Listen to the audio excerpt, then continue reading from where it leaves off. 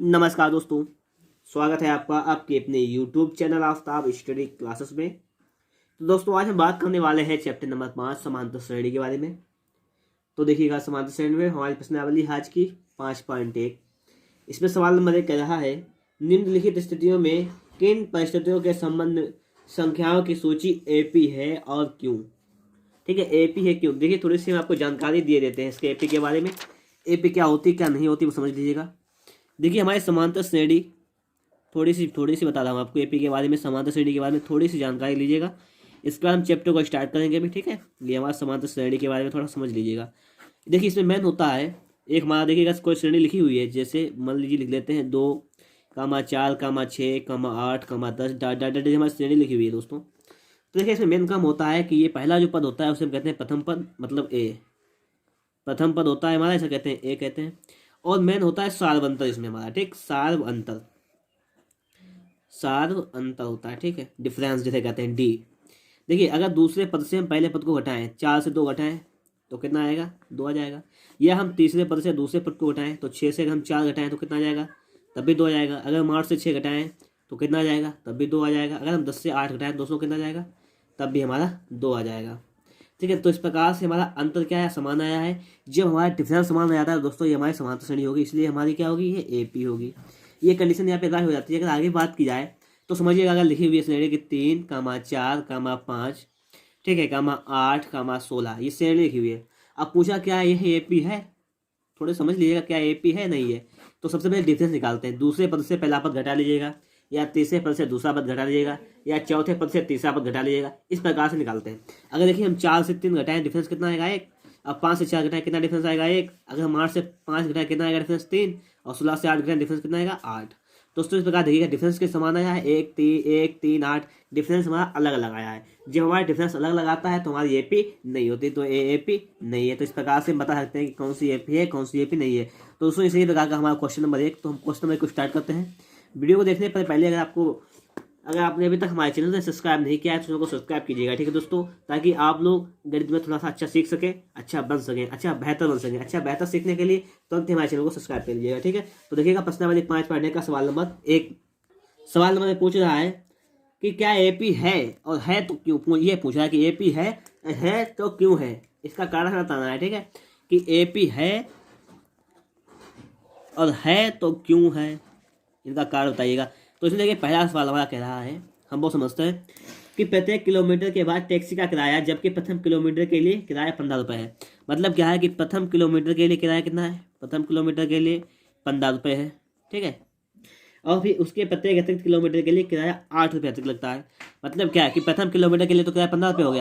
आगे बात करें, आगे देखिएगा कि द्वितीय किलोमीटर के लिए कितना हो जाएगा, 8 रुपये हो जाएगा। तो 15 + 8 बराबर कितना हो जाएगा दोस्तों, 23 रुपये हो जाएगा। फिर देखिए तृतीय किलोमीटर की बात करें हम, तो इसमें देखिए 8 रुपये लगता है, तो 23 में 8 जोड़ लीजिएगा, 31 रुपये हो जाएगा। दूसरे प्रकार से किराया बढ़ता जाता है कि प्रथम के लिए 15 रुपये, फिर दूसरे के लिए क्या करते हैं, इसके अतिरिक्त 23 रुपये आता है। 3 किलोमीटर के लिए क्या जाएगा, 8 फिर जुड़ जाएगा। 4 किलोमीटर के लिए इस प्रकार से हमारी देखिए क्या, 4 किलोमीटर के लिए बात करें हम, तो 4 किलोमीटर के लिए करें तो हो जाएगा 31 + 4 वो 8, तो कितना हो जाएगा 39 रुपये। तो इस प्रकार से कह रहा है क्या है, एपी बनती है। देखिए हमारी क्या श्रेणी बन रही है, हमारी एक श्रेणी बन रही है कि 15, 23, 31, 39 डाटा तो बन रही है। अब पूछ रहा है कि क्या है, एपी है, यह है तो क्यों है। अब देखिए अंतर निकालेगा पहले। अगर हम 23 से 15 घटाएंगे तो 8 बचेगा। डिफरेंस निकालेगा दोनों के बीच में, 31 से 23 जाएगा कितना बचेगा, 8 बचेगा। 39 से 31 जाएगा कितना बचेगा, 8। मतलब कि डिफरेंस सारबंतर जो है वो कितना आया, 8 आया है। जब सारबंतर समान आया है, सारबंतर समान हो तो होता है एपी है। लेकिन सारबंतर समान है, सारबंतर कैसा है, समान है, अतः यह क्या है दोस्तों, ये एपी है। तो दोस्तों इस प्रकार से सवाल सॉल्व हो जाएगा कि ये एपी हो जाएगी। ठीक है, चलते हैं नेक्स्ट क्वेश्चन पर। तो देखिएगा दोस्तों सवाल नंबर 2 कह रहा है कि किसी बेलन में उपस्थित हवा की मात्रा, जबकि वायु निकालने वाला पंप प्रत्येक बार बेलन की शेष हवा का 1/4 भाग बाहर निकाल लेता है। ये है, देखिए इसमें पूछा कि क्या ये एपी है या नहीं, ये पूछ रहा है। देखिए हम मान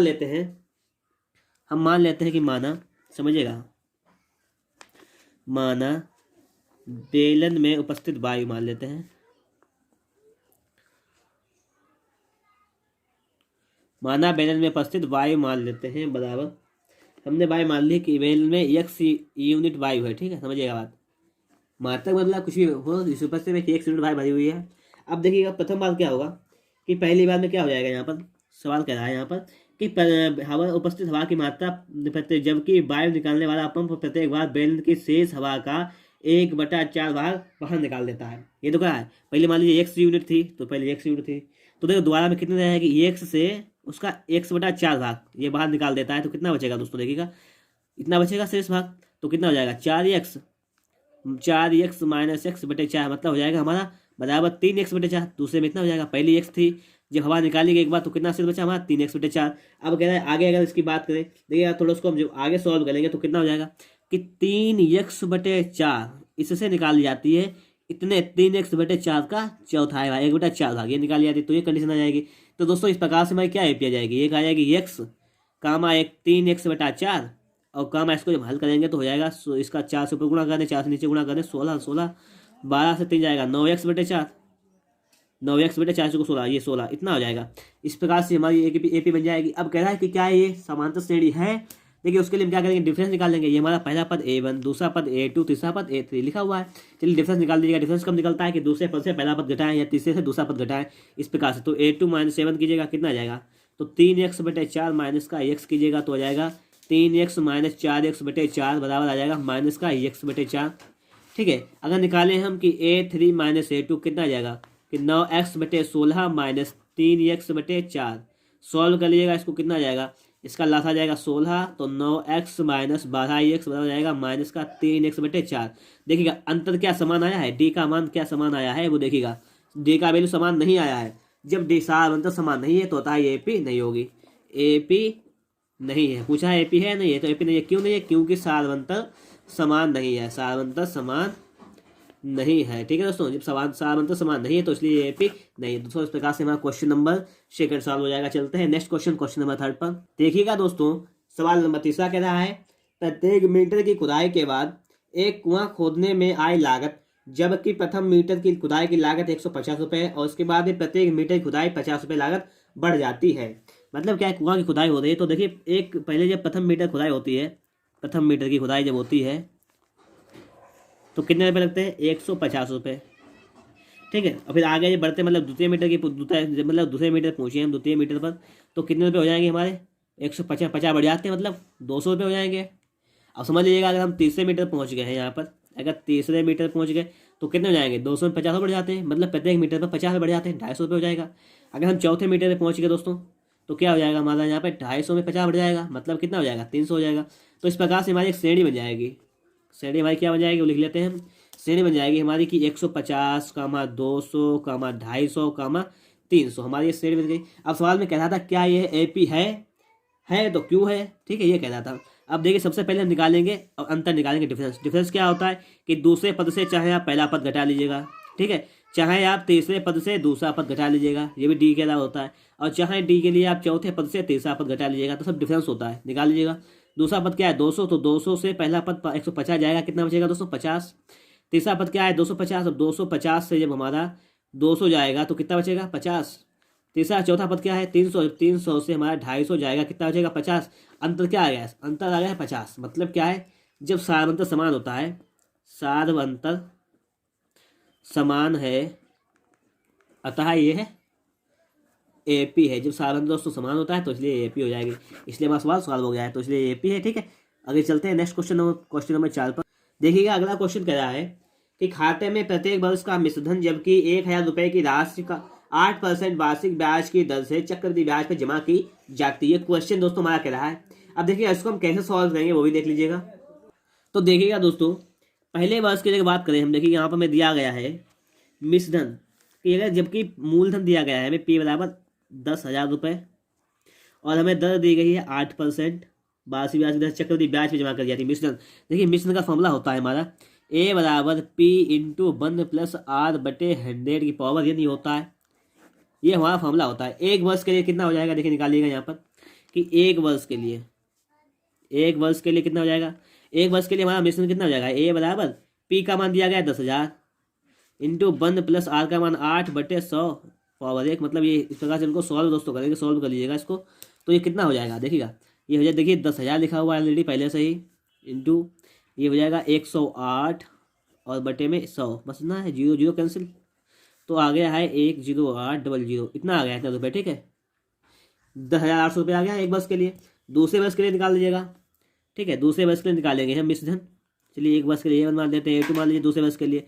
तो दोस्तों ये क्या हो जाएगा कि ये सूत्र रहेगा हमारा भाई, ठीक है, 10,000 इंटू 1 + 8/100, और पावर n होती है, इनका मतलब बस होता है, बस 2 बस के लिए निकाल लीजिएगा कितना हो जाएगा। तो इसको भी देखिए सॉल्व कर लेते हैं हम, देखिएगा यहाँ पर यह आ जाएगा 10,000 गुणा 108/100 गुणा 108/100। सॉल्व कीजिएगा इसको, 0 0 0 0 0 0 0 कैंसिल हो गया, ठीक है। तो यहाँ पर देखिए 108 गुणा 108 आ गया है। आप जानते हैं कि 108 गुणा 108, इसका हमें वैल्यू निकालना है। इसका वैल्यू दोस्तों कितना आ जाएगा, समझते हैं बात। यहाँ पर देखिएगा, यहाँ पर हम गुणा कर लें कि 108 108 का कितना आ जाएगा, 8 64, 8 1 8, 0 0 0 0 हो गया, ए और जी का कैंसिल, 1801 मतलब 4 6 मतलब 11,664 रुपये, इतना आ गया। अब देख समझिएगा बात, यहाँ पर हमारे देखिए एक श्रेणी तो बन रही है, कौन सी बन रही है समझिएगा। देखिए पहले थे रुपये कितने, 1,000 रुपये, 10,000 रुपये थे, ठीक है, 10,000 रुपये, फिर AP लगाया गया तो एक काम क्या कितना आया, 10,800 रुपये हो गया। फिर देखिए लगाया गया तो हो गया 11,644, डाट डाट इस प्रकार से हमारी AP तो बन जाती है। AP अब हमें चेक करना है, श्रेणी बन गई है, AP नहीं, श्रेणी तो बन गई है। अब हमें चेक करना है कि क्या यह AP है या नहीं है, ये हमें चेक करना है। अब देखिए डिफरेंस निकालिएगा, पहले A1 लिखा हुआ है, A2 A3 तीन पद मेरे पास है। देखिएगा डिफरेंस निकालेंगे तो D का मान निकालें तो क्या हो जाएगा हमारा, A2 - A1। तो देखिएगा घटाइएगा यहाँ से 10,000 घटाएंगे तो कितना आएगा, 800 आएगा। A1 का, D का मान 800 आ गया। दूसरा निकाल लीजिएगा कि A3 - A2 निकाल लीजिएगा, तो 11,664 - 10800 से घटाइएगा कितना आएगा, ये 4 6, यहाँ पे देखिए 16 से 8 जाएंगे, कितने बचेंगे यहाँ पर, 8, ठीक है। तो कितना आ गया दोस्तों, यहाँ पर आ गया है 864, तो आ गया है यहाँ पर 864। अब डिफरेंस देखिएगा, एक में है 800, एक में 864, डिफरेंस का समान है, डिफरेंस समान नहीं है। देखेंगे कि सारवंतर बराबर नहीं है, सारवंतर समान नहीं है, सारवंतर समान नहीं है, ठीक है दोस्तों। अतः ये AP नहीं है, AP नहीं है, ये AP नहीं है, ठीक है। तो इस प्रकार से हमारा क्वेश्चन सॉल्व हो गया है। अगर दोस्तों वीडियो आपको अच्छा लगा तो फटाफट से वीडियो को लाइक कीजिएगा। अगर आपने अभी तक हमारे चैनल को सब्सक्राइब नहीं किया है तो चैनल को सब्सक्राइब कीजिएगा। वीडियो देखने के लिए आपका बहुत बहुत धन्यवाद।